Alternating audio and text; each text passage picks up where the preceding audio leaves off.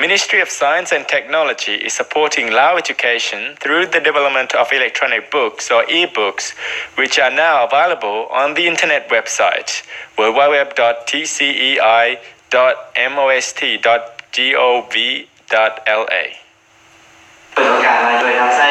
The Ministry of Science and Technology held a meeting to discuss research and development towards the e-books with other officials from the government office, institutes and schools in Vientiane,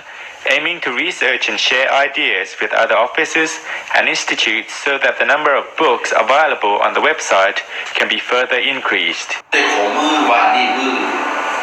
Internet-based resources are still in the early stages of development, but in the years ahead will prove to be of considerable value in regards to human resource development. The e-books will provide more convenience for students who will be able to access them from the comfort of their own homes, as well as save time and money for the institute.